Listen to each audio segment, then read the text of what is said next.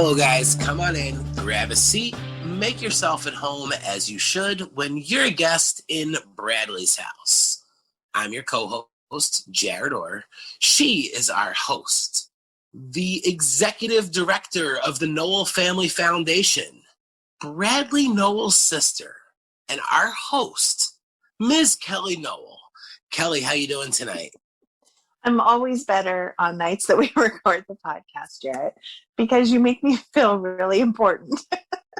You're a big deal. You're a big deal. We're not going to have this argument. Best introductions. No, we're not going to have this argument. But thank you very much for always making me feel very special.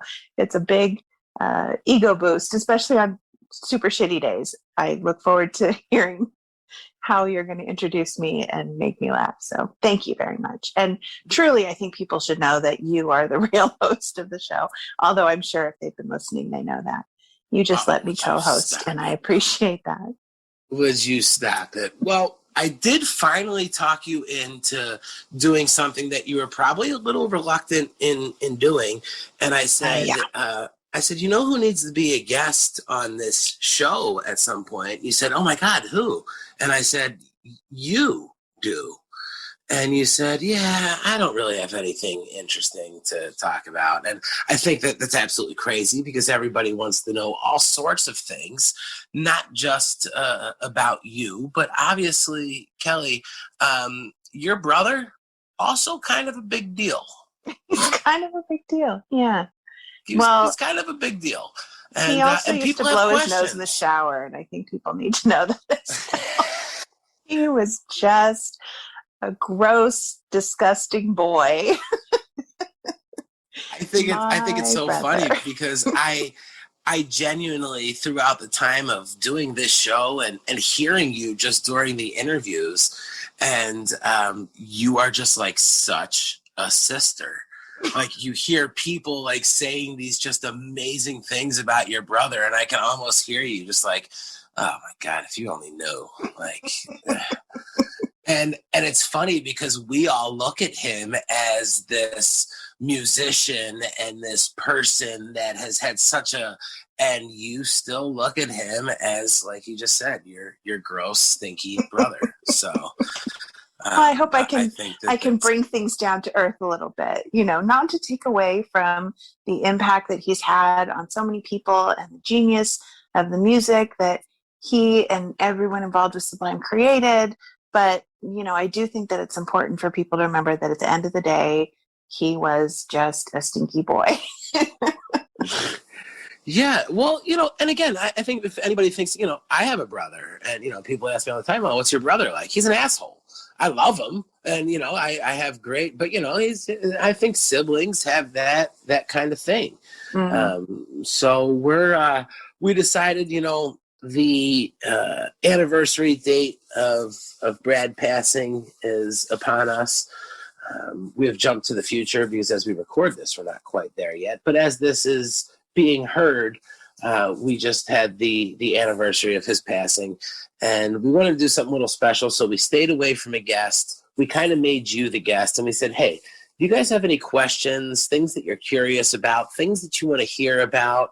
And we had a bunch of questions pour in from all different forms of social media and email.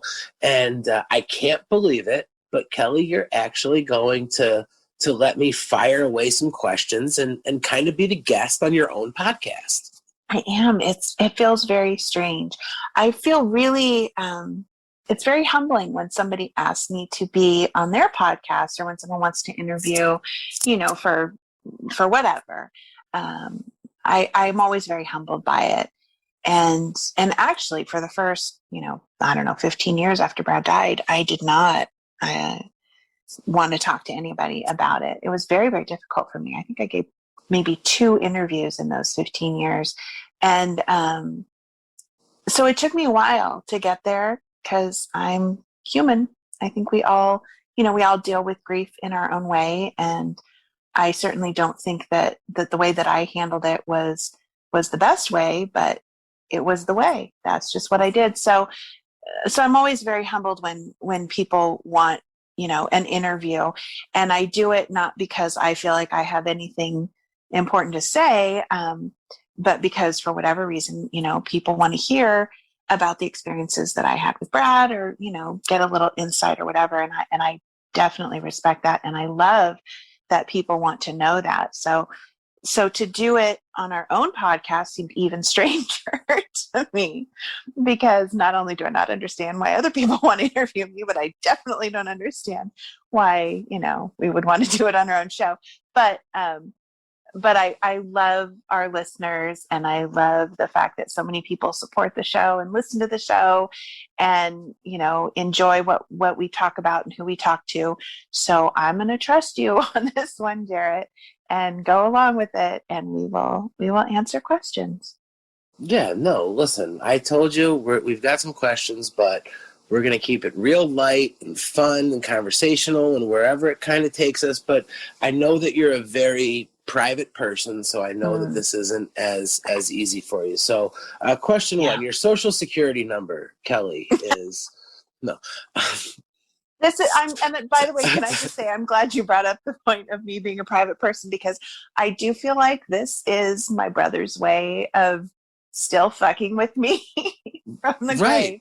He knows how hard this is for me. He knows how difficult it is. I don't post a lot of personal stuff on social media. It's very difficult for me. So to do this is very similar to, running down the street naked. So, but again, like I said, I really believe that this is just Brad sitting there laughing that I'm squirming and having to do this. So yeah, that's weird. Sometimes while we're recording, I'm actually running down the street naked just because it's easier for me. So that would not surprise me.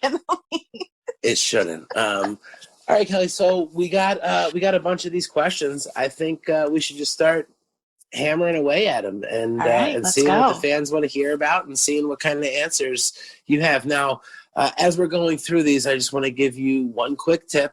As questions come up, don't ever let the truth get in the way of a good story. Okay, remember that we're here to entertain. All right. Our first question came in through email. It came in through William. I'm going to read this all, and then we're going to kind of back out here. So it says, first off, thank you for your work and continued contribution to the archive of Sublime. Thank you for interacting with the fans and involving us with the podcast. My questions are kind of hard to ask, but I have always wondered, and apologize if they seem a bit blunt. How long did it take for you to get used to being constantly reminded of your late brother? Is it something that still gets to you at times, or is it something that you just accept and have some joy in knowing Brad touched so many lives? Are there times you wished Brad didn't get involved in music? And have you ever wrote a song, or do you play an instrument? So William came hard in the paint here, right off the bat. Question one, out of the gate. A lot to unwrap. I'm going to start. How long did it take for you to get used to being constantly reminded of your late brother? I don't know. Ask me in 10 years. Maybe I will have an answer, because I'm not used to it. It's very difficult for me to talk about. And it's very difficult, especially around this time. So, as you mentioned, as we're recording this, it's leading up to the anniversary of his passing. And so that, of course, brings up all kinds of memories about him getting married, and the last time I saw him, last time I talked to him, last time I hugged him, all these different things. And it's a very difficult time for me. And, as I mentioned, I certainly don't think that I am an example of how to deal with grief. I just did it the way that I knew how. And for me, that was to sort of avoid everything for a very long time. And now that since we started the foundation, I can't avoid it anymore. And so, especially on times like this, normally I would stay off social media for this time, and I would, feel very sorry for myself for losing my brother and for him not being here. And I tend to sort of just sink into that melancholy, and I have to, sometimes I just have to indulge it. Like, that's just how I get by. And, the more I fight it, the harder it is. we all have our own way of grieving. And I know I've said this before on the show, but I'm sure I'll say it again. A very good friend of mine told me years ago, there's no right or wrong way to grieve. And so I just kind of go with it. But so in the past, my way of dealing with it has always just been to isolate. That's what I tend to do when I get stressed out or sad or whatever. I isolate. And the foundation does not allow me to do that. And in some ways, I'm grateful because I do think that it's healthier to talk about it. I don't think isolating is the healthy way to deal with it. It just happens to be what I do. So I do think it's healthier, and I do get so much out of it. I do get so much out of hearing other people's stories and knowing that other people miss him and remember him. It's very, very gratifying. But it is also very difficult because I don't have the luxury of just moving on and setting that part of my life and my memories and my heart aside. I do have to sort of face it and deal with it. So it is, I don't think I'll ever get used to having to talk about it. And I don't think it'll ever stop hurting. I really don't. I mean, maybe it will, I could be wrong, but it is something that I struggle with, but I do feel very privileged that I can talk about it and that people want to know about it.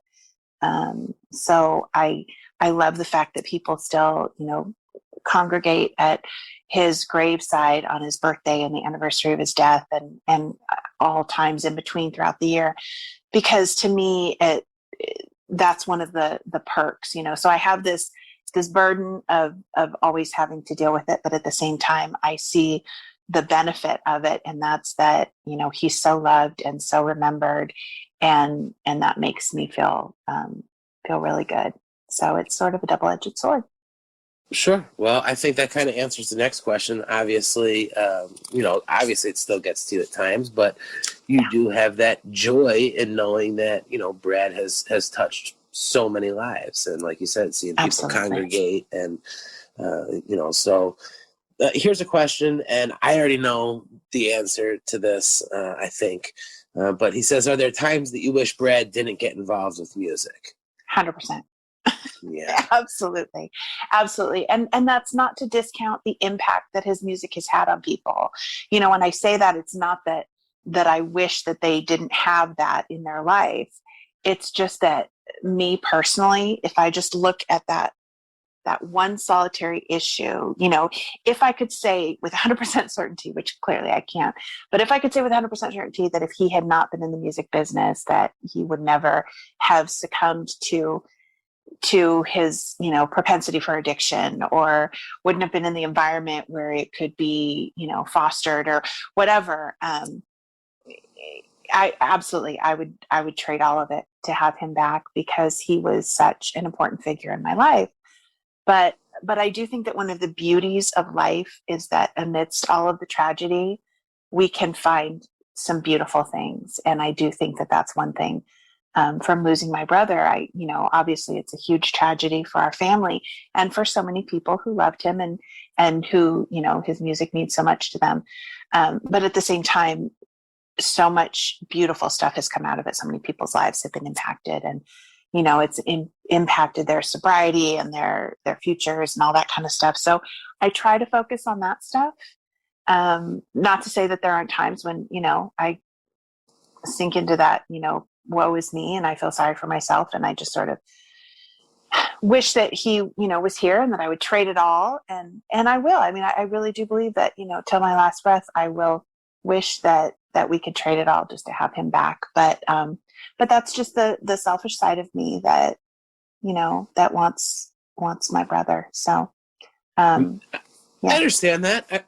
I think that makes sense. And I could totally understand where you come from on that. I just, I don't know if Brad never got involved in music, is it really Brad? It seems like his story is just, from so young. I don't, could you imagine him being an accountant in a tie at an office every day? No, absolutely not. But I can imagine him being a lot of other things besides a musician. Not that I don't think that he, I think that music always would have been a big part of his life, just like is a big part of mine and, everyone in my family. But So just to play crazy alternate world, what would you see him doing if he was just a guy that noodled in his garage, but he was a regular, what kind of job would you see him doing? Honestly, I think he would be doing something creative. I think there's no denying the fact that he was a very creative person, and that's where his passion lied. But I see the same things with his son Jacob as well. Jacob is such an accomplished musician and has so much more that I believe is going to come out of him. But prior to him starting a band, he was a writer, and he is an incredibly gifted creative writer. He writes amazing fiction, and that's something that he's been developing ever since he was a child. And so I think Brad would have ended up in some way creative writing or something like that, because I see so many of those parallels in Jacob as well. They both have that similar tendency towards the creative arts in some way or another, and so I think it would have expressed itself in another way. And and then on top of that, he also probably just would have been a beach bum surfing and enjoying life. I don't think he ever would have been an accountant, but I do think he would have been doing something creative if it wasn't music. I could see some sort of, I mean, obviously they both have an amazing writing ability, and so I could see something like that. Yeah. I wrote some amazing poetry on the inside of stalls at truck stop bathrooms. I don't know that qualifies. Well, there's a man from Nantucket that disagrees, Kelly. Okay. Question 2 we got from Matt. Pull it together. We're doing a show here. Sorry. Matt asks, I'm sure you get this question a lot or something similar to it, but I would like to know, when were you aware of how much your brother's music really touched people? When did it really sink in? And I guess, did you have that aha moment, like walking through the mall or seeing a T-shirt at a store? Was there something that you remember being like, holy shit, my brother's a celebrity? There were a couple moments that come to mind when you read that question. One of them for sure is this moment that I had, and I don't remember exactly when it was, but I want to say it was within a year when Brad had passed away. And I was watching an interview with Pat Benatar on TV, and the interviewer asked her what type of music her kids listened to. And she rattled off a couple names, including Sublime. And I mean, my brain just exploded. That to me was such a crazy moment, because Brad and I grew up listening to Pat Benatar, and she was huge in the 70s and 80s. And when he first passed away, we didn't, obviously, they didn't have, Sublime didn't have the same exposure and notoriety that they have now. And so it was still a very new thing. And to have someone like a legend like Pat Benatar even know that Sublime existed, let alone to be familiar with their music, just tripped me out. And all I wanted to do was call Brad and be like, holy shit, she just said Sublime. But I couldn't, he wasn't there. So that for me was a huge moment, just because that was someone that was such a big part of our growing up, and that seemed so far removed from our reality. And to have her, kind of merge those two worlds was just a trip, and always will be for me. And then also, I think when I got on Facebook, I think it was around 2010, and I was still in my, avoiding everything and in my denial of my grief and pain and all that. And I just got on Facebook to, connect with friends and, maybe people from high school and that kind of thing. So at the time I was married. And so I included my maiden name in the middle there, like most people do.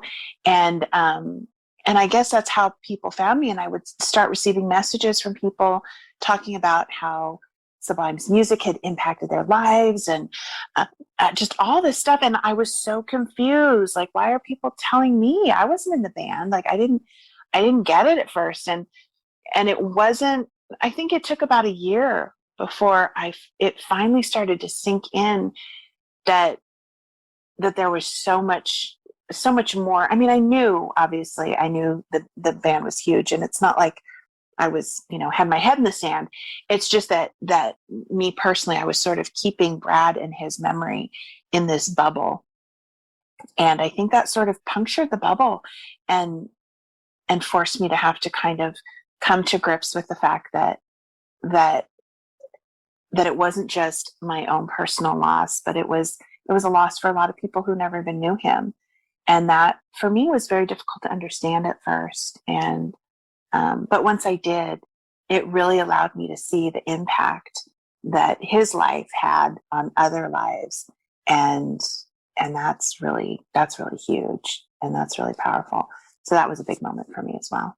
Those are amazing moments. All right, Kelly, chat me up for a second here. Let's get a little hypothetical. Okay. How do you think Brad would have handled the level of fame that Brad has right now? I told you that, I could see him walking up to the house and everybody looking at him confused and him being like, yeah, I gave the truck and my surfboard to some kids that didn't have one down at the beach. And I'll just I could just see him being very, generous with his whole scene. How do you think he would handle this? Because you know him, you know the person that he is. I mean, was he signing fake autographs when he was in middle school getting ready for fame? Or, I mean, how do you think he would handle, we're talking about, he wouldn't be able to walk through Walmart. I mean, rock star fame. Super hard for me to imagine that, because again, I still just, he's still just my brother. But knowing him, I have a couple of thoughts on that. So first of all, I don't think that it would have ever become a thing for him. I do still think that he would have always, like you said, just been that guy that, hey, you don't have a board, take mine, just very generous, not just with material things, but also with his time. That's one thing that I hear from a lot of people too. They're like, oh, I met your brother at this show, and he, sat there and talked with me for like half an hour, and I couldn't believe it. He was so cool. And I'm like, well, yeah, that's who he was. And that's honestly, that's what our father always modeled for us too. He was just that kind of a person. And, my dad, he worked hard his entire life. And so he was able to retire, and he's done very well for himself. But at the same time, he's just, he still washes his own car, and, just is very, very down to earth. And so we always had this example of this man, who was always the same, regardless of whether we could, barely afford to eat at Kentucky Fried Chicken, or, whether he was doing well. And so I don't think that it ever would have really gone to his head. I just don't think that he would have been like that. But I do think also that he would have been really tripped out by it, because I think everybody, when they do something, of course, everybody wants to be well known, or they want to be recognized, or they want to have success. But until you get there, I don't think you can truly appreciate everything that goes along with it. And I think for some people, it can go to their head and make them feel, more important than they really are, or more special than they really are. Because, we're all just people. We all do different things. We all have different things to offer, and we all are great at some things and shitty at other things. And we're all just people. And so, but as a society, we tend to put people on a pedestal who are talented, with athletics or with the arts or something like that. But I do believe that Brad just always would have been Brad. And I think, he always would have been wearing his flip-flops and, eating his weird things and blowing his nose in the shower. So It's funny you say that, because I was just getting ready to ask you, do you think he would upgrade to a more expensive flip-flop? Would he go with something maybe with a little more contour and cushion? No? Okay. All right, just checking. No, I think he would wear what he liked because he liked it, and not because it was, cool or fashionable or whatever. And I think that's pretty obvious to tell from the way that he was. For him, it wasn't about looking super polished or whatever. It was just about it was just about being him, and about the music, and about getting it out there, and being authentic. I think that's a good way to put it. He was always very genuine and very authentic. And honestly, I do think that the real Brad is the one that would just sort of lose himself in the music when he was on stage. I think that that's when he was the most real. Maybe not a full expression of all facets of him, but I do think that when he was performing music, that's when he was able to truly tap into himself, and strip away all the anxiety and the frustration, and anything, and just really be himself. Whereas sometimes you'll see someone performing and they're putting on a performance. They're really trying to perform and act and impress.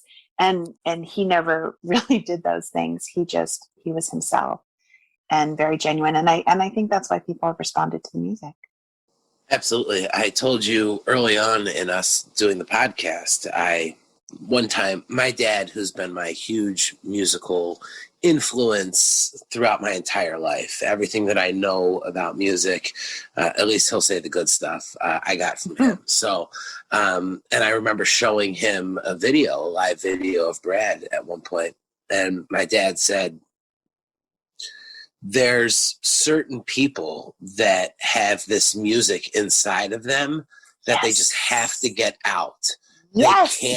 They can't keep it in. No matter what they do, it just has to come out one way or the other. And that's what you see here. He has to get this out right now.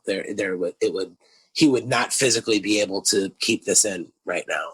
And I told you that, and you were like, "Oh my God, that was exactly what he was." Yeah, that is exactly. And I have described it that exact way. That he didn't perform music because he wanted to be famous. Although I'm sure he did. I mean, if you're going to put that much effort into it, you'd like people to appreciate it. It doesn't suck.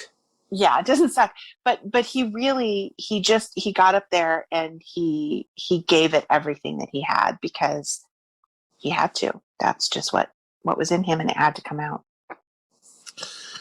Cesar asks, how old were you and how old was Bradley when you first found out he was doing drugs? And how did that affect the family? What was the response like? So, okay, let me think here. Well, I guess let's skip to when were the drugs a problem? When was it not just a teenager having fun and partying? Okay, that definitely makes it easier. Yeah. So I think it was, when he started using heroin, that was the big concern, because I think prior to that, it was always, oh, it's just a phase. Oh, he's just being a boy. Oh, he's just, crazy kid, teenager, whatever. Not that those things were necessarily said, but I think there was always just a sense of, he'll come through it. He'll grow out of it, kind of a thing. Because our whole family is we come from I love our family. I have to say, all of my extended family, my cousins and aunts and uncles and everybody, they're fun people. And, the family parties are fun. And so we as a people like to have fun. And so, as you're growing up and you're a kid and you're trying different things, it's just part of life. It's a rite of passage. But unfortunately, when those normal childhood experiences with different substances happen to somebody who has that propensity for addiction, it can turn deadly. And I don't think that we fully realized the gravity of that. I know we were concerned for sure. So he struggled with heroin for about 4 years. So it was around 92 that he first started, or that he first tried it. And obviously, we were not aware of it right at the start, but it wasn't too much longer after that that we realized there was a problem. Um, Prior to that, we knew there were issues, we knew there were problems, and we knew that he was doing more than he should and that kind of thing. And so there were definitely conversations, but as far as rehab and that kind of thing, that didn't come until after he started using heroin, and it was starting to affect his life, and he couldn't stop, and it was having an adverse effect and that kind of thing. So and that I truly believe is just because he had that genetic predisposition to addiction, where you could put 10 people in a room, and I don't know the statistics of the numbers, but you could put 10 people in a room, and maybe 6 of them could try a drug or a drink or something, and then choose not ever to do it again. But the remaining 4 would have no choice. And so that's just the way that addiction works. And you don't know if you're that person until it happens. And that, to me, I think is one of the great tragedies of the disease of addiction, because you don't know ahead of time. And, if you knew, then maybe you could make that choice not to have that first drink or not to have that first hit. But if you don't know, then you're just doing what everybody else is doing. You're doing what the guy next to you is doing, and his life does not get ruined, but yours does. And that's the reality of addiction. Now, I know that you have said in the past that you tried to talk to Brad about it, and he would just kind of blow it off. He wasn't really having that conversation with you. Not with me, no. Now, as far as like your dad, obviously they had a very tight bond and relationship. Was Brad open with what was going on as he was in his music? I mean, was this something that he thought he could control? Was he, this is what I'm doing? And I mean, what was that like? Initially, he thought it was something he could control. He didn't go into it, obviously, knowing that it was going to take his life or be something that he had no power over. But when it was clear that it was a problem, we tried multiple times to get him help and to help him. And it was something that was out of his control and out of everyone else's control. There were a lot of times that he tried to get clean. He would start a program, but couldn't finish it, couldn't stick with it. And it was just, it was easy for him to get somebody to come pick him up, or, and so that's not to put the blame on anybody else. It was, it was just him suffering with his addiction. But yes, there were lots of conversations. There were lots of tears. There were lots of attempts to help. And at that time, I don't think it was as freely discussed as it is now. I certainly didn't understand addiction back then. I had absolutely no concept of how difficult it could be. And so that was a very, it was a different time. It was 25 years ago. It was a very different way of dealing with things. But I do know that us as a family, we tried everything within our power, everything that we knew how to do at that time. We did the best with what we had, and unfortunately, it wasn't enough. And I think that's well documented. I'll tell you, for me, it's strange because being on the two ends of it at 13 or 14, I'm like, oh my God, Brad made it to 28, and just that's a pretty good run. Like, and now at 37, I'm like, he was a baby. He was still in his 20s. You don't realize that. And I think there's a lot of people that think, oh, well, an addict is, they choosing to, he was a boy in his 20s. I'm telling you right now, there's not a lot of good decisions being made by boys in their 20s. You know what I mean? Like, now, obviously, he just, you know, he wanted a little extra cheese on his Whopper in life. But, you know, he was a boy in his 20s. And I think that's something that a lot of people forget. You know, it's just, I think about that a lot. Yeah, he was very all right. young.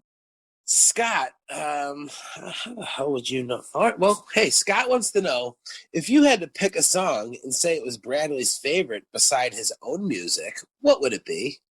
Couldn't do it. No answer. Yeah. I can tell you, you know, some of the music that he listened to growing up, but yeah, I don't really remember his favorite. All right, so in lieu of that, what about like a really like cheesy, nerdy, girly song that Brad loved, that like a guilty pleasure song? I also don't know that. All I remember is like, so growing up, I remember he was into like younger, like before high school, he was into like Led Zeppelin and Kiss, and I remember him listening to Blue Oyster Cult. I just remember that because I thought the name was so weird. So I'm 2.5 years younger than Brad, and so, you know, when he was listening to this stuff, he was probably, I don't know, around 11 or 12 kind of age, which would have made me 9 or 10. So I was not, you know, I was not aware of all this stuff. But yeah, those were the types of Aerosmith. I remember him listening to Aerosmith. And then as he got older and, you know, got more into punk, Dead Kennedys, that kind of thing. And then he got into reggae, and, you know, it was just, but it was always a variety of things. There was never one just like, oh, I'm just listening to this music, or I'm just into this genre. There was always a lot of variety. And it also reminded me of something that I don't actually mention too often in interviews, but every Sunday night we used to listen to this radio show called the Dr. Demento Show. And it was on a local station, but I'm pretty sure it was a syndicated show. And they were all like these crazy songs, a lot of Frank Zappa, just a lot of these trippy things. And for whatever reason, it was like a super big deal for us when we were young on Sunday nights that we could stay up and listen to it. I think it was like at 9 o'clock on Sundays or something. So it was a big deal that we could stay up for an hour and listen to it. But we would sit in the room and listen to it, which makes us sound so old. We gathered around the radio. But it just, for whatever reason, we just loved that. And they were these silly, crazy songs, like about dead puppies or fish heads. And that was like a highlight of our week, was listening to the Dr. Demento show with all these crazy songs. Man, you are blowing the mind of children right now. There's kids that are like 20, 22 listening to this, and they're like, fucking radio shows. That's a radio. Yeah. Right. No, hey, listen. Okay, I just have to say, I just got a text from Anna, our producer, who, by the way, Anna, you totally should have busted into the show to say this, but she said Dr. Demento is the shit. I should have known that Anna would know. Anna might be the coolest person I know. He wrote Fish Heads and did They're Coming to Take Me Away. And yes, I could sing both of those songs for you word for word, because those were a huge part of our childhood for whatever reason. I do remember thinking, though, like, this is the weirdest stuff. Why are they singing about this? But they did. They did, and it was a big part of our life. I love that Anna remembers Dr. Demento. She's seriously cool. On right now. Amy says, hello, Kelly. What is your favorite memory of you and Bradley when you were little? Oh, I've always had an issue with favorites. Like, I can never pick one favorite. And I certainly don't have like just one single memory that stands out. And I think it's for a couple reasons. First of all, and I said this before, if I'd known he was going to die, I would have paid more attention to a lot of these little things. You know, when you grow up with somebody, you just figure they're always going to be there, and you take them for granted, and you take the memories for granted. And then, as I mentioned, my way of dealing with the grief was to just sort of compartmentalize and set it all aside and close off those doors and wall it off and sort of, you know, protect it in this shrine. And so to try to remember a lot of these things 25 years later is a bit of a challenge. And it makes me very sad that I don't remember more.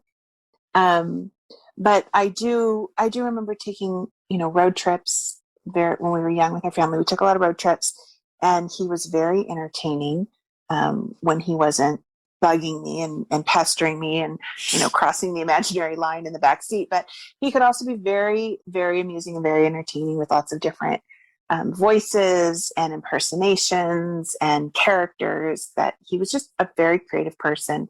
And I love the letters that he would write me when he was away at summer camp. We used to go to a camp in Utah in the summertime. Our mom worked for somebody who had a connection that allowed us to go to this amazing camp, and it would be like for a month at a time. So when Brad first went, I was too young to go, and I was devastated. It was so, like, I could not deal with the fact that he was not there for a month. It was really hard.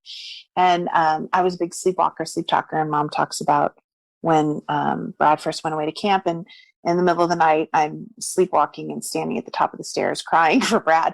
It just was so weird to have him gone. And so he would write these great letters. And, sometimes the letters were, oh, I'm having so much fun. And other times it was, I'm miserable. Please tell Mom and Dad I need to come home. But so he always wrote the greatest letters, just very entertaining, and would draw illustrations to go along with it, which of course at the time I thought were just masterpieces.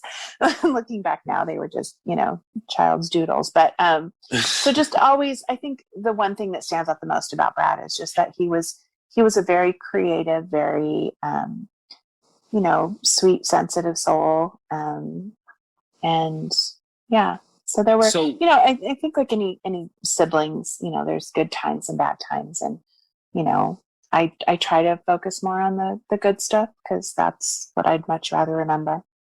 So we have a pretty strong research staff here at Bradley's house. And I came across an interview where you had actually mentioned that, like, you went a while without talking. People thought you couldn't talk because Brad was basically like your lawyer. He did all your negotiating, all your talking, all your wheeling and dealing for you, right? He did, which, from a very young age, clearly I was gullible enough to let him do my talking for me. But yeah, my parents say that I was a late talker because I would just make sounds and Brad would know what it meant. And he'd be like, she's hungry, she's tired, she's thirsty, whatever. And so I didn't really have to talk a whole lot because he would take care of it for me. He was my spokesman. I don't know. He just kind of handled it for me. And then he went on a trip with our grandfather, and he was gone for, I don't know, like a week or something. And so I had to start talking. And the way that my mom says it is that I just sort of started talking in these big sentences, and they're like, wow, what do you know? She can talk. But it's just because I had to, so he was there. I didn't need to. He was gone. I had to.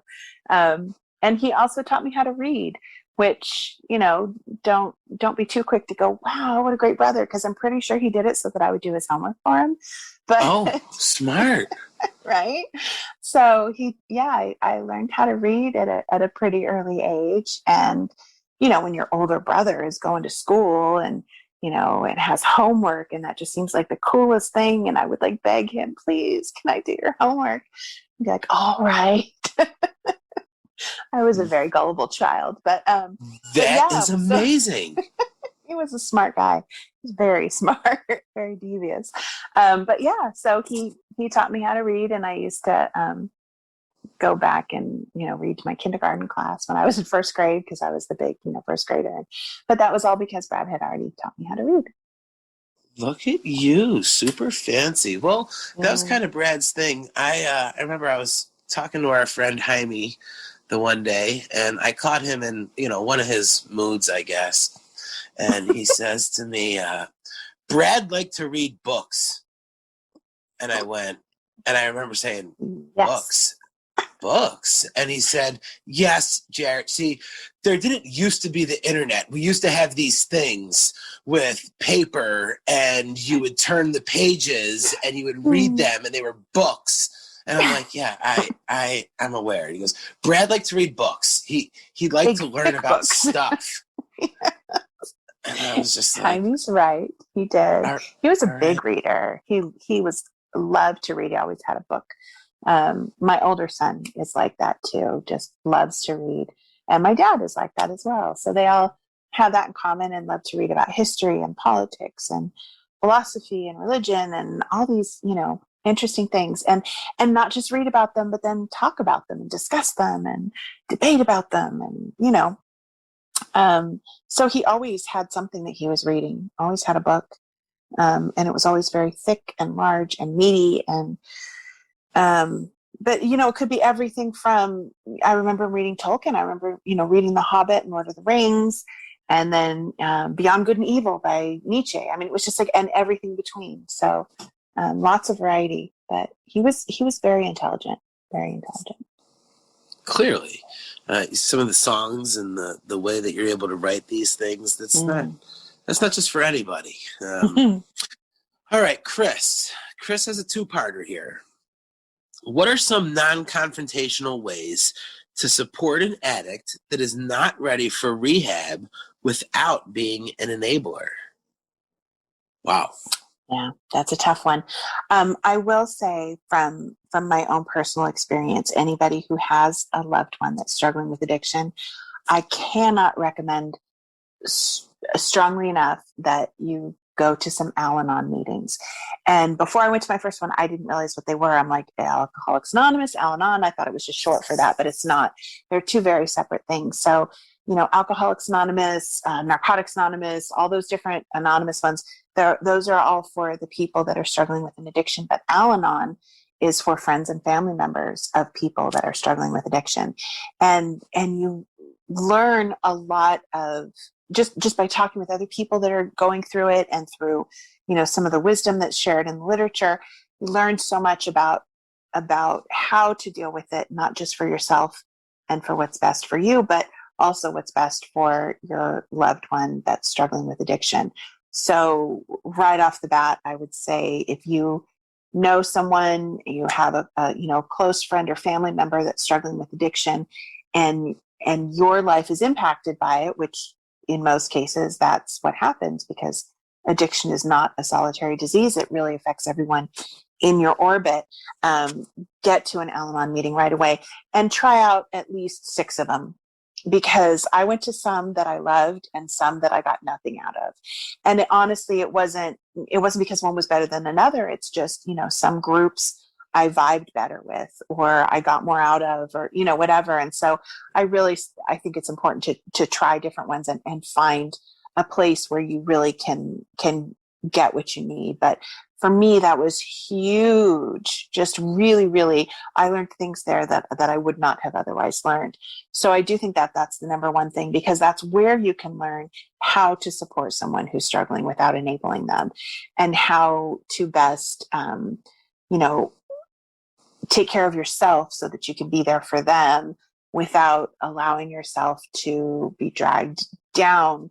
Because really what someone who's struggling with addiction needs is somebody who can be there for them through the good and the bad. Someone who will love them regardless. I think loving somebody is the most important thing.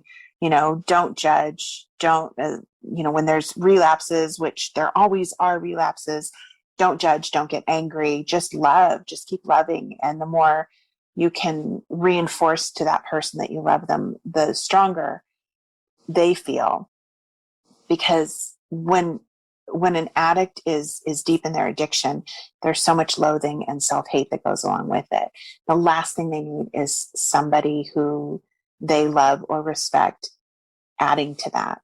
And it's so hard, because the things that they're doing, are harmful and hurting them and dangerous, and it's scary. And I think most of the time we respond out of fear, and that can come out as anger or judgment or all these different things. And all of those responses actually push that person farther into their addiction, or make it harder for them to deal with it, because it just piles one more thing on top of them. And so I personally think that, and of course I'm no expert, but just from my personal experience, I think that finding a way to protect yourself and love that person are the 2 most important things that you can do. I think that's amazing advice. Chris has another question here, which I think is a very difficult question for anyone to answer. And I think before I ask it, I'm going to point out that one of the things that I've learned on this show and through the guests that we've had on is the path to recovery, the path to getting healthy is different for every single person. Everyone's journey is unique, and there's people that can only do it one way. There's people that have found another way to do it. And I think that is extremely important to remember, that if somebody has gotten themselves healthy and in a good mind space, but they didn't necessarily do it the way that you did it, it doesn't mean that either of you did it the wrong way. Right. And I think that's something that we have learned here. So every situation is very unique and has its own unique set of circumstances. So with that being said, Chris says, can you or should you maintain or engage in relationships with addicts, romantic or otherwise, if you are a recovering addict yourself? Oof. Damn, Chris. Yeah. That's a tough question. And honestly, I don't know that I can answer that properly. I'm not an addiction specialist. I have not, I just have my own personal experience, and that's all I'm sharing. Right. I do think that someone who has struggled with addiction can relate to someone else who has struggled with addiction in a very unique way. But I do think that a lot of times we use a relationship as a crutch, and we use it as a means of escape and a way to avoid dealing with things. Because a lot of times, what we're dealing with in our own heads, or just, to personalize it, the things I'm dealing with in my own head, I can ignore that a lot if I have somebody else to focus on, but if I don't, then I have to deal with that on my own. And so I do think that a lot of times, when you're dealing with something, I think unhealthy people tend to gravitate towards other unhealthy people. And if both of those people are focused on getting healthy, then it can be a very positive thing. But as I said, it can also be a crutch. It can also be a way to hide. It can also be a way to avoid, because if that person's doing the same things you are, then it validates what you're doing and makes you feel like it's okay. And so if you're both pursuing, a positive path, then it can be a good thing.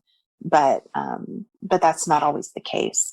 So I do think that in anything, whether it's addiction or anything else, I think we need to be the best that we can be before we start worrying about what we can give to other people in a relationship. So I would think, and I may be wrong, and if I am, please correct me, but I think that someone who is struggling with addiction really needs to find a way to stand on their own 2 feet and get help through the community that they're a part of, whether it's through a program or a group. Definitely have those connections.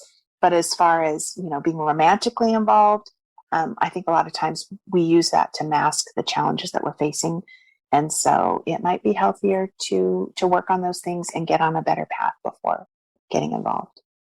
Yeah, I certainly don't have the answer to it, but like I said, I just know that every situation is so different, and there's Exactly. people that have to completely isolate and can't be around anything, and then there's people like Ken Denson, who's getting pounds of weed for Snoop Dogg on the Up and Smoke tour and not batting an eye, saying he's fine with it. So yeah.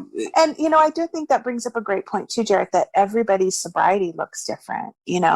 For some people, they the only way that they have been able to get their life together and get off of the opioids is by smoking weed.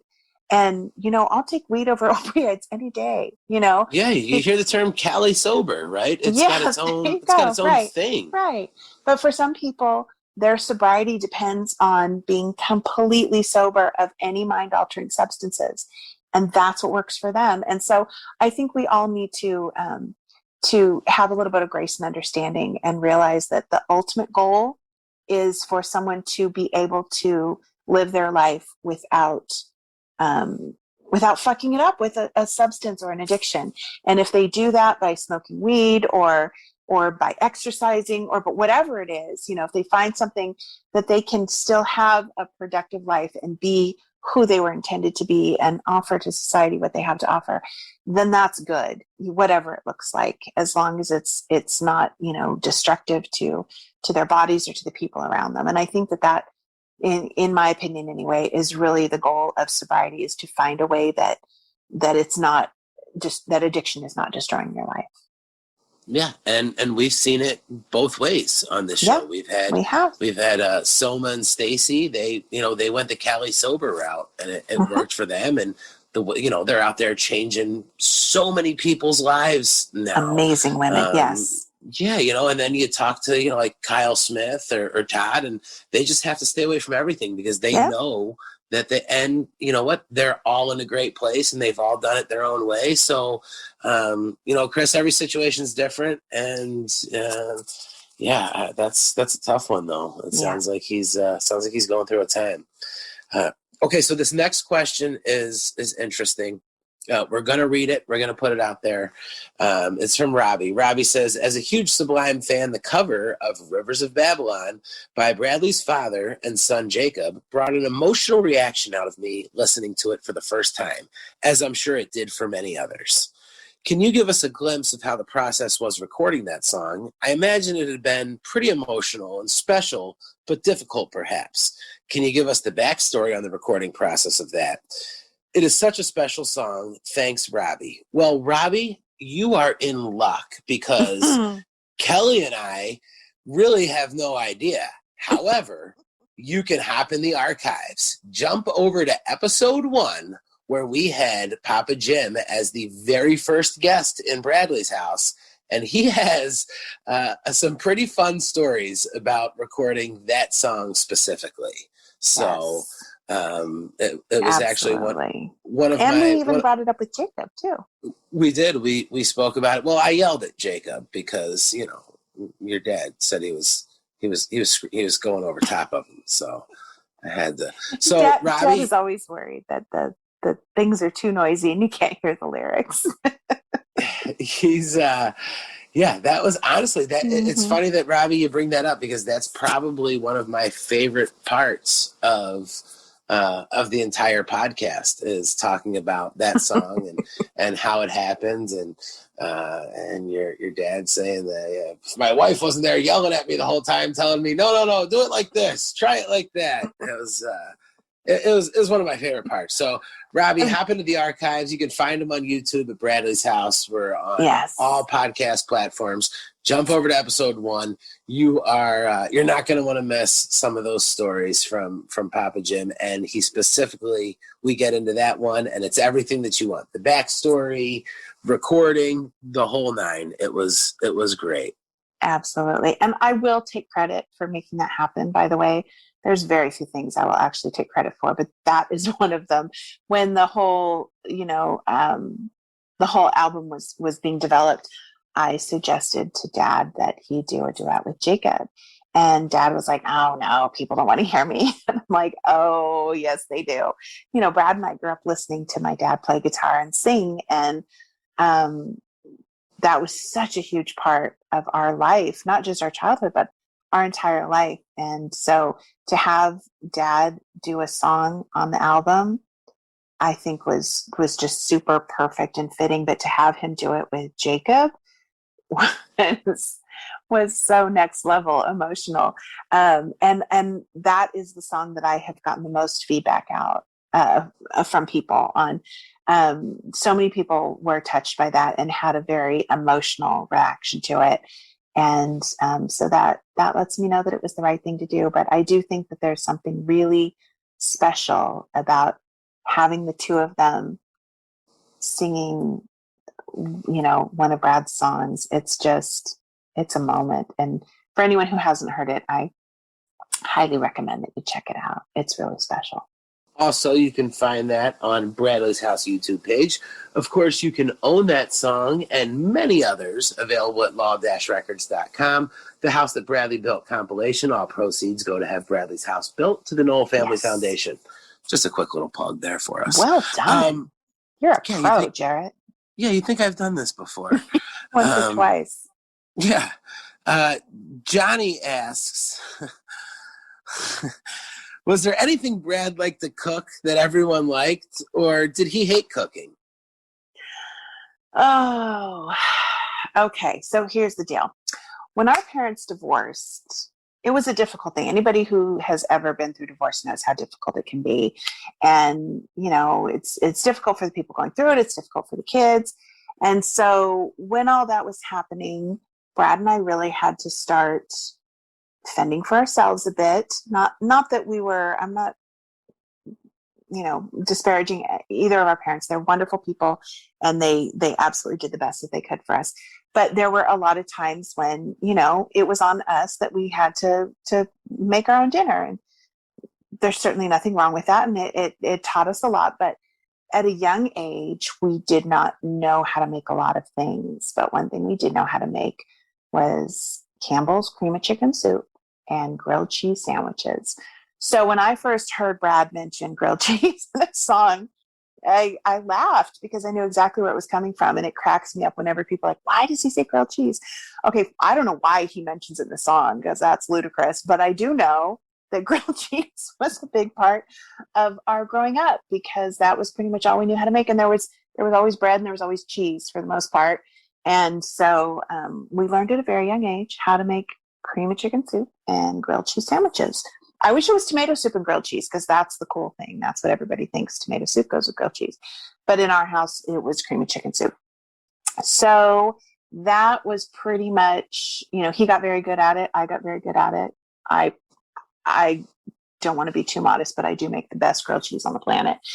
And then as he got older, when he went away to Santa Cruz, he started trying weird and crazy things like tofu, which does not seem weird and crazy to us now, but trust me, in 1986, it seems weird and crazy still. It was weird and crazy. I remember him coming home, being home from school and buying tofu, and there was tofu in the refrigerator. I'm like, what are you going to do? Oh, and veggie burgers. I'd never even heard of a veggie burger at the time. This was like 87, I want to say. He had veggie burgers in the freezer. I'm like, what is a veggie burger? That makes no sense. So all these weird foods that he came back eating when he came was he home just from doing it Santa to be Cruz. trendy? Like he didn't think it tasted good, right? I can't imagine that he did, but it's just so Brad. It was just different and fun and unusual, and he wasn't afraid to try stuff. He loved trying different things. He loved spicy food. Both of my boys get that from him. Oh my gosh, ketchup is spicy for me, but boy, could this boy eat spicy food. So you had to be really careful if Brad made something because it could be ridiculously spicy. And you wouldn't know it until you took your first bite and the tears started flowing.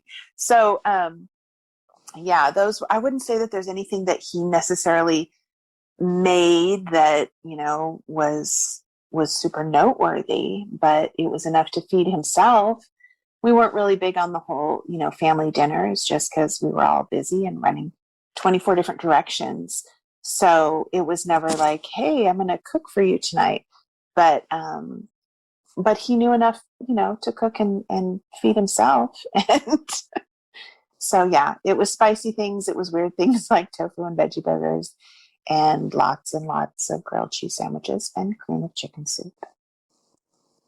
Well, Kelly, all of our listeners and supporters are very special to us, and nobody is above anybody. We're all in this together.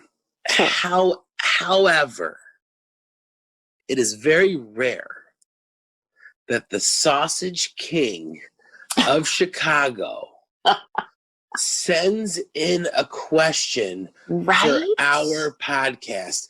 Ladies and gentlemen, Mr. Abe Froman himself emails in a question, and I'm just, yeah, I feel super honored because Ferris Bueller is one of my personal heroes, and that movie is just a classic.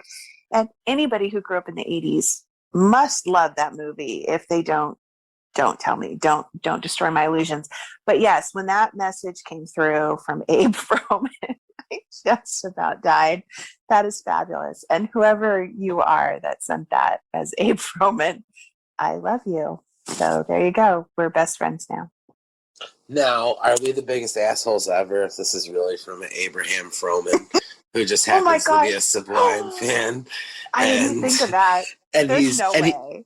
And he is not the sausage king of Chicago. That would be so awkward. If that's the case, I'm really sorry, Abe, but you've got a fabulous name. Yeah, I can't imagine that that's accurate. I guess it could be Abe Froman Jr. at this point, and in that case, we've got this is the sausage prince of Chicago right now. But without further ado, Abe says, hello, Kelly. I'm a huge fan of Sublime and of your brothers, so much so that my 2-year-old son, Bradley, was named after him. Oh, what are your thoughts on people like myself who name their kid or their pet after your brother or even after Lou Dog? Have a great day. I think it's amazing. I really do. The pets were enough for me that just I was so impressed. But when I started hearing about people naming their children after him, and I still hear about it often, it blows my mind. Like that's huge. That's huge. To have something that impacts you enough that you want to name your child, as in honor of that or whatever. It just, I don't know. That to me is the most amazingly wonderful, craziest thing. And I wish that Brad was sitting right here and we could just be like, whoa, that's incredible. Like, I think it would really blow him away too. It's just such a huge, huge compliment and such a huge honor. And, every time I hear about it, it gets me right in the feels. It's huge. It's really, really a big deal to me. I think it's awesome. Thank you, Abe. Yeah, Abe, thank you. And thank you, Bradley. And I'd like to apologize if you're not the Sausage King. If you're really just like the son of Judy and Bill Froman, and they named you Abe, and that happens to be your name, that's awesome. You got a badass name. If you have no idea what we're talking about, check out Ferris Bueller's Day Off. But I'm pretty sure you know what you're doing there. You. Derek asks, Derek's keeping it 100, Kelly, okay? He wants to know, how down with the Grateful Dead was Brad? Do you know if he ever saw them? Did the Scarlet Begonias cover come about because he was a fan? I think we have Miguel to I was going to say blame, to credit with the Grateful Dead exposure. Agreed. I don't remember Brad particularly being a big fan, but I know that Miguel, sort of introduced him to that music. And I'm pretty sure we talked about it with Miguel. We did. We spoke about it a little bit, and Megs was a Dead fan. And I don't think Brad disliked it, but so that in the Scarlet Begonias cover, it's Miguel singing it. It's not Brad. Brad said, go ahead, Megs, you run with this one. So, but I think everybody at some point goes through a Grateful Dead phase. Maybe not you, Kelly, but I'm telling you, most people go through a Grateful Dead phase. I remember saying, Dad, do you like the Grateful Dead? Jack, you have to be as fucked up as they are to enjoy the show because the songs are 42 minutes apiece. And so if you're not as fucked up down there as they are up on the stage, then no, I wouldn't enjoy it. And I'm just like, well, short answers here, Dad. It didn't have to be this way. But yeah, so I don't think he disliked them. And I'm sure that he, appreciated their musicality. I don't know the exact answer to that. I think that Miguel is much better equipped to answer that.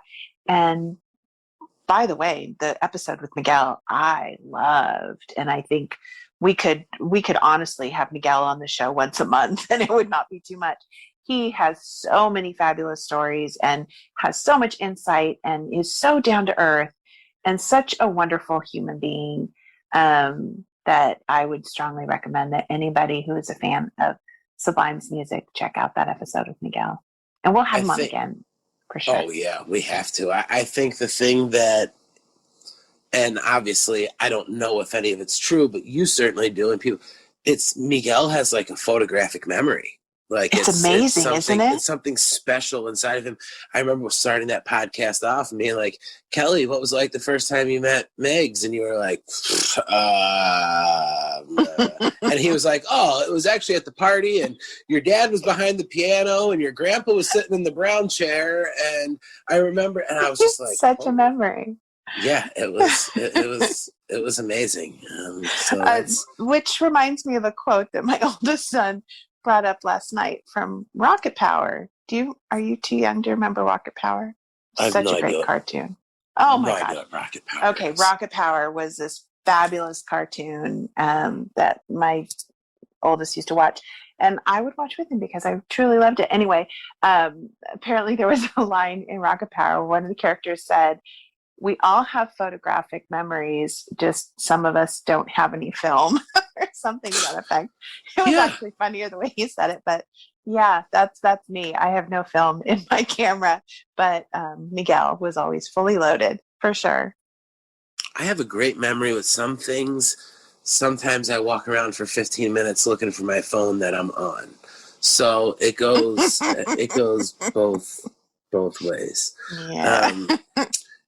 Trenton asks, where was their jam spot mostly located around Long Beach?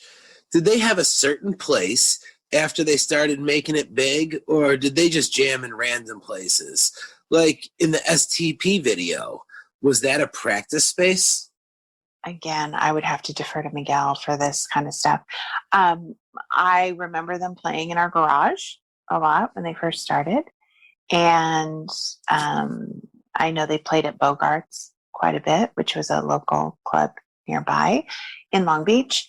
And that's about all I got because I don't remember. Sorry. I'm really sorry. It's a great question, but I don't remember. I think that's fair enough. Yeah.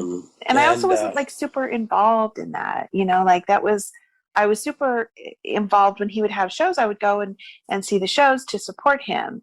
But, it was my older brother. It was his thing, and I'm off doing my thing. And, I wasn't really, I wasn't following Sublime because they were Sublime. I was following the Sublime because it was my brother, and I wanted to support what he did. Not to say that I didn't enjoy it. I really enjoyed the music for sure. But I didn't know then that it was going to become what it did now. And so it never really occurred to me to take note of those things. Well, I think Miguel had mentioned that they pretty much were getting kicked out of everywhere. They were pretty much. They were trying to play at your dad's, and that lasted for a little while. The neighbors were not happy about that. I do remember that. And I do remember my dad not caring that the neighbors were not happy about that, which I thought was awesome. Yeah, he was good. That sounds about right. Yeah. And I think that it's safe to say that STP being on Robin the Hood, and the majority of Robin the Hood being recorded in a house that Brad was squatting in Dana Point, they didn't have a nice, tight, set-up facility for any type of band rehearsals. So I would imagine it just kind of went down wherever it went down. Yeah, I have some vague recollections of things, but I'm definitely not the expert on all things Sublime related. I have insight into Brad as a person and as my brother, but I'm not a Sublime historian, and so there are plenty of people that are much better at answering those things than I am. Yeah, there's. I know that where the STP video is. I know that it's out there. I know that people know where it is. I just don't happen to be to be one of those people. So I thought, and I'm probably wrong on this, but I thought that they shot the STP video in the storefront that they were living in at the time. Brad was living in a storefront at one point. But maybe that wasn't it. I'm not really sure. it's a super charming video. So Charming. indeed. Yeah. Mark says, "Oh, not a question, but a huge thank you, Kelly. Around the time you started coming around, fans is about the time I found Brad's grave. Not only was I able to meet you, I met Jarett and a bunch of other fans and family throughout my time being a fan. This is the first May I will not be in California, and I'm going to miss my Sublime family and being around Bradley. I'm going to miss the sunsets there." Well, thanks, Mark. I remember Mark vividly. Great dude. I remember. And, I know Mark. He's such a sweetheart. And I'm a little jealous that Mark has met you and I have not. Or maybe I don't know. Maybe I did and we just don't remember. But Mark is a great guy. And, he brings up a great point that when Brad first died, I used to go to the cemetery on his birthday and the anniversary of his death and 100 other times in between. But after a couple years, other people started showing up on those days, and it was very confusing for me and also difficult because, I would go there to cry and feel bad and I didn't want to have to, smile and tell stories and that kind of thing. And so it was hard for me. So I stopped going. And but at the same time, I love the fact that so many people gather there on those days to remember him and honor him, and they, play music and talk and just have a great time. And I love that, and I think Brad would love that, and I think it's just so wonderful. And I've heard from people who, show up at the cemetery and they're not really sure where to find his grave, and so they ask, and the people who work there always say, "Oh no, we can't tell you. The family wants privacy." It really is just because, for whatever reason, they have their own policies of not sharing that information. It's definitely not because the family has said, don't tell people, because we love the fact that people go there. We love the fact that people honor Brad's memory in their way and in our way and, whatever. And I think it's a wonderful, beautiful thing. And I love hearing the stories that people have shared of the times that they've spent there and the friends that they've made and the experiences they've had. I think it's a really wonderful thing. And I think that's fabulous. And I do know Mark, and he is a wonderful human being, and just one of those people that every time you see at a show or anything, has a smile and is just really genuine and awesome. And I've made some really great friends through Brad's music and, fans of Sublime and that kind of thing. Some of my closest friends have come from that. And I just look at that as another way that Brad's kind of looking out and, giving me a little gift and the opportunity to have people that remember him and that I can, have that shared emotion with. So I think it's a very cool thing. It's a really cool thing, and it's a very unique bond within this family and this community. For sure. And just met some of the most amazing people.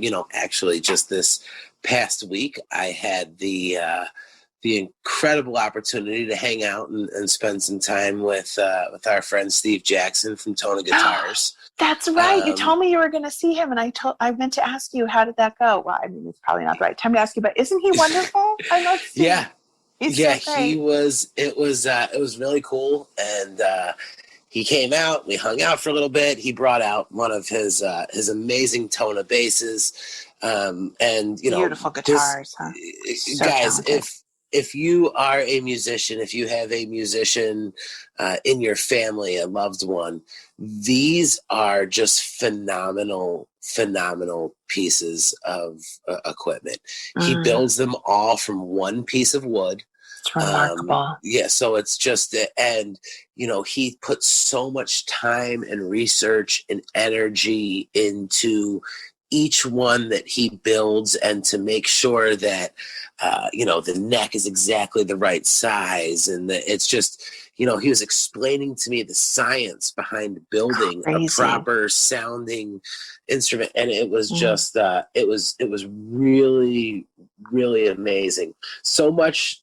And it's weird. It's like I've turned this into a commercial, and I don't mean it to be, but it should be though. It was so fascinating for me. Now, he personally hand makes each one of these instruments, so much so that, and gosh, I don't even know if he wants me telling this, but I'm telling it because this is how much people need to know. The second guitar that he ever built, he built as a gift for his brother. And after he sent it out, he said he started having separation anxiety. It was like, he said, I spent so much time and put so much into it. And that's what these machines, and because that's really what they are. These things are just like, it's amazing. So Tona Guitar, it's TONA. You should check them out because he's been a huge supporter of the foundation and Bradley's House. And of the music scene in general. I mean, he is so generous with his time and his talents. And I know that he has, loaned out those guitars. He even made one and donated it to us to put in Bradley's house. So it sits in a place of honor on my dad's desk in his home office. And we're saving it until we open the house and can put it. Will be the first instrument that goes in the music room. So it'll have a very special place. But it's a beautiful piece of art. It's an incredible instrument, and it's made with so much love. He, of course, named the company after his late wife. And so that's where the Tona part comes from. And so it just comes from a place of so many things that I think embody and represent what we're trying to do with the Knowell Family Foundation and Bradley's House. And it really touches my heart to have people do that. We even have a neighbor friend who just donated a guitar that he made. He spent, I don't even recall, but I'm sure it's been at least a year and a half that he created this thing. And it's just such a beautiful gift. And we have people who've donated paintings that they've made and all these things. It's just, I love when other creative people use their creativity to, to be a part of this. It's just such a cool thing. So lots of exciting things, but I'm so glad that you got to hang out with Steve. That's really cool. Yeah. It was really cool. And he told me that, like right now, Aiden from Jacob's Band Law, he's got a Tona product in hand. Bert Suzanka from the Ziggins, he's got a Tona product in hand. Kyle Smith might be strumming a Tona product every now and then. So it's just awesome to see Steve, who's doing some awesome things. And it was really cool to be able to meet another member of the community and get to hang out. So yeah, I was very lucky for that. Kevin Shin, he's got a question here, but I think we kind of already covered that. He kind of asked what Brad's favorite meal is, and I think he said that the go-to was kind of grilled cheese and cream of chicken soup. Campbell's cream of chicken, yes. Don't listen. They're not paying us. Whoever's cream of chicken. If Campbell's wants to get on board, I don't think there's any other cream of chicken. Then we'll start. We'll start. It could have been Progresso. What if Progresso was in the hunt? Now they're out. Does Progresso even make cream of chicken? Maybe they do. I don't know. How do I know? I don't know. But I do have to say, Kevin Shin is a wonderful friend of the foundation. He has an amazing restaurant called The Switchboard down in Oceanside in Southern California, San Diego County. It is outstanding. It's like this incredible Hawaiian cuisine with these unique twists. And Brindy and I went down there and had dinner one time after I'd been talking with Kevin, and he's just been such a huge supporter of the foundation. And oh my gosh, was the food amazing, just amazing. And Kevin is the most incredible person. He He is a fire captain. He owns a restaurant. He's on boards of foundations, and he does all this stuff to help us. He's researched grants. He's made donations. He's had happy hour programs at his restaurant where people can donate a portion of their meal to the foundation, and all this through COVID, when he was even struggling and having to, close the doors and all this kind of stuff. He's just one of those people that never stops giving, and just another incredible example of the wonderful people that we've been surrounded by in creating this whole thing. So Kevin's a great guy. Well, Kevin, you can send in a question anytime, bud. You just you got it. You got a question. You fire that shit in. You're at the front of the line. Anything for Kevin. Yes. Absolutely. Kelly, I got to ask you, and we talked a little bit in one episode about your sons kind of finding out about Brad's story and how it all happened and how you kind of eased them into it. So aside from that, was there a moment when, like, do you remember explaining to them or them understanding that, like, their uncle's fucking famous? There's a mural on the side of a barbershop for him, and they're playing his songs in Hollywood movies, and there's posters in the mall with his band's name on them. Like, do you remember there being a time where they were like a famous fucking uncle? Obviously, I can't completely answer that question, but my kids could answer it much better. And I just happen to have one of my amazing sons right here. So let me ask him, Andrew, do you remember any times in your vast 18 years of experience when you've realized that, like, other people know your uncle's music and not just, something that we sing at home or in the car or whatever? Yeah, I mean, there have been like a few times when like I've been riding in the car with friends of mine who like don't even actually know that like I'm related, and like we'll just start like jamming out, or like I'll be playing like Sublime at a beach or something, and people will like be vibing with me along like to the music or like say something about it, and it's just like it's really cool to see that. Yeah, it's a trip, huh? Yeah. Like it feels like all of a sudden these strangers know something about your intimate life. Yeah. Huh? It's kind of crazy. Like, hey, I know that song too. It's a trip. It's crazy. Most of the time people just don't even like believe it. It's just like there's no way. And I'm like, oh yeah, literally my mom's brother. And have there been times when you've like seen people wearing Sublime shirts or something? And all the time. Yeah, it's a trip, huh? Yeah. We still all kind of trip out on that. It's like if we're out somewhere and we see someone wearing a Sublime shirt, we all like hit each other like, oh, check it out. Look, there's someone with a Sublime shirt. And we all get super excited. I remember like there have been like times at shows when like we would count like however many like Sublime shirts we see. Yeah, we're super dorky like that. We get really excited about Sublime shirts. And so one cool thing I think about all of this is that because the reggae rock community is so family friendly, and so it's just such a great environment that I've been able to take my kids with me to shows since they were young, and so a lot of those shows that we would go to were in that genre, and so it wouldn't be that unusual to see people with Sublime shirts, and so that's what he's saying. Like we would be like counting how many Sublime shirts we saw and get all super stoked with each one. It's always got to be cool. Still, it's got to be cool to this day. And trust me, Andrew, I totally get it, dude.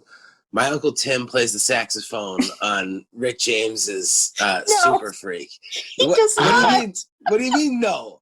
Don't stop it. I've been telling this story for years now. You can't just end it here on the podcast in front of everybody. I've got I still have like friends to this day. They're like, hey, what's the kid's name? His uncle plays the sax in Super Freak. And I'm like, yeah, that's me. All right, so it's not true. Your cool uncle story is true. Mine isn't, but I still go with it.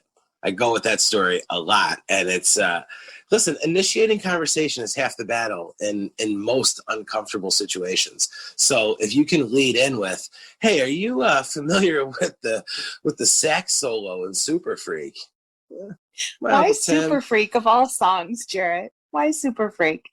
Well, first of all, fucking prominent sax solo, right? True. It's like Okay. you remember that.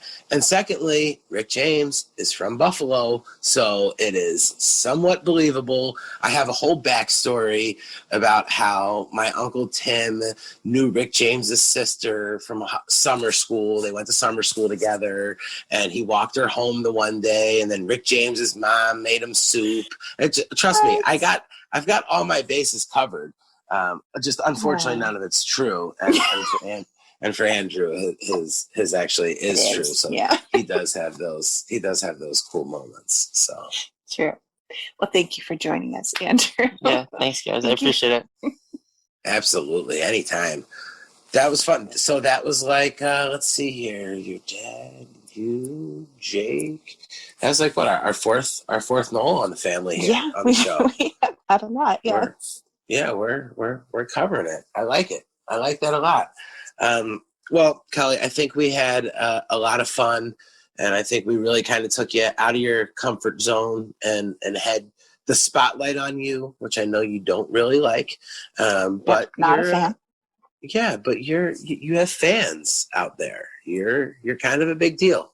I know you don't like to believe it. I know you don't like to hear it still. I'm gonna need to edit factual. that part out.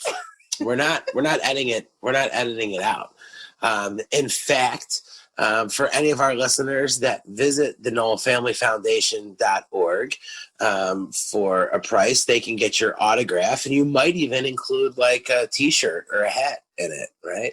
Isn't that how that works? That is how that works. I do sign every single packing list myself. It's kind of a big deal, and some of them have maybe been touched by Andrew, who graced his presence on the show today too. So definitely, they have. Yeah. Yes, my boys help out with the merch orders a lot. A lot of Noel DNA. A lot of Noel DNA going into those. Yeah, yes.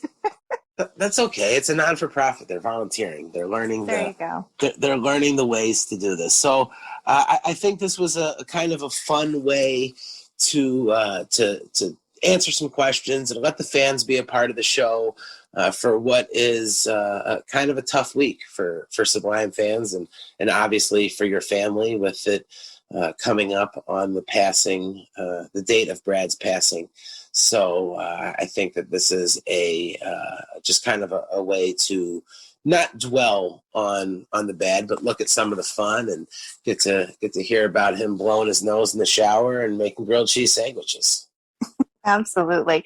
I appreciate that people want to hear the stories, and it's very humbling to me, and I do feel very privileged that I can share these things, and I so appreciate everybody that supports the foundation and the podcast and all the things that we're all collectively doing to try to make a difference in this world in some way, shape, or form.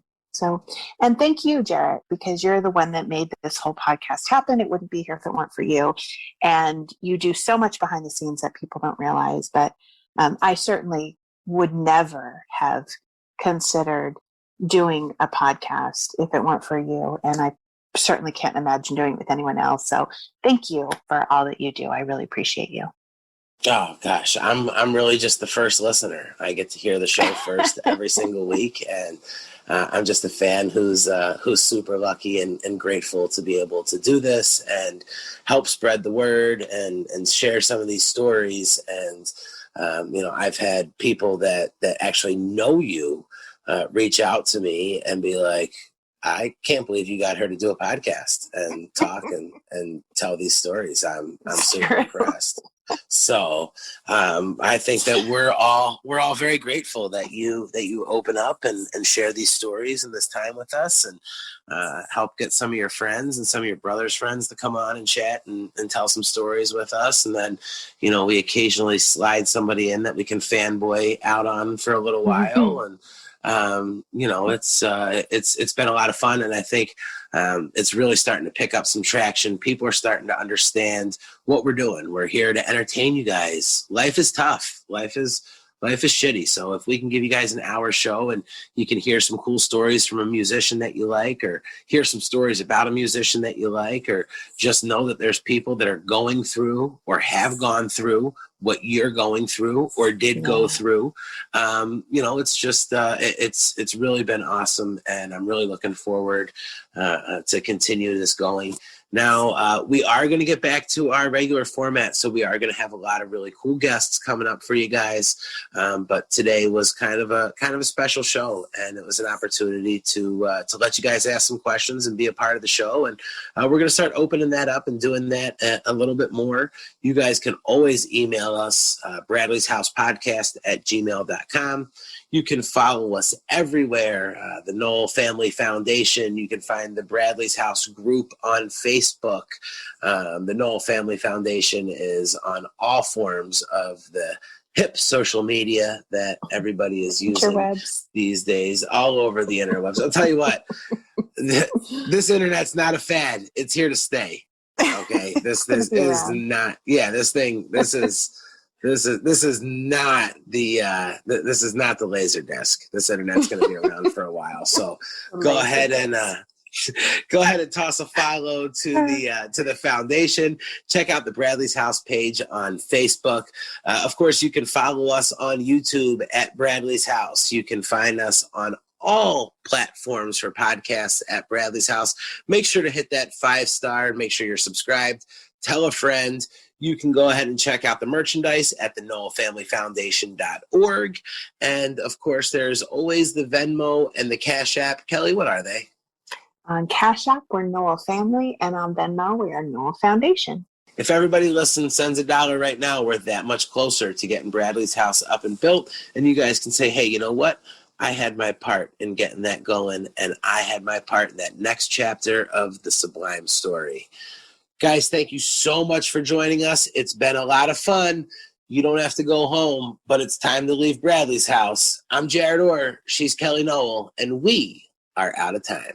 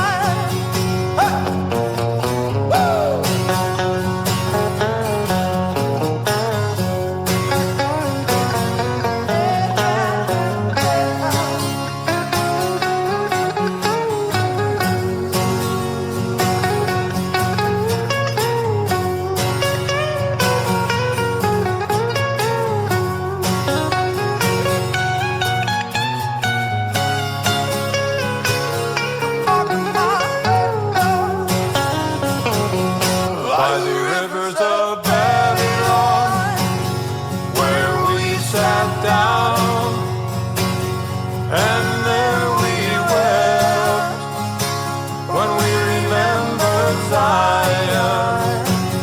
'Cause the wicked carried us away, captivity required from us a song. How can we sing the songs of the Lord in a strange land? So let the words of our mouth and the meditation of our heart be acceptable in thy sight, O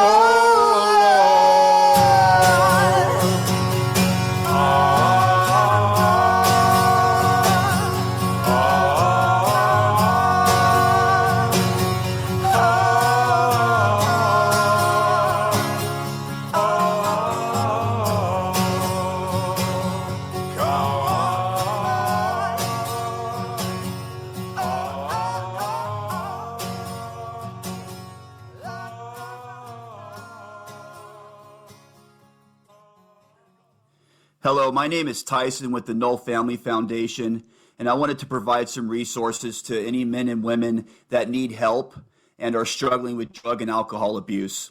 The first one I want to give is the SAMHSA.gov website, and that is the Substance Abuse and Mental Health Services Administration website. And their 1-800 number is 1-800-662-HELP. That's 1-800-662-4357. And you can always personally reach out to myself. My name is Tyson Sullivan.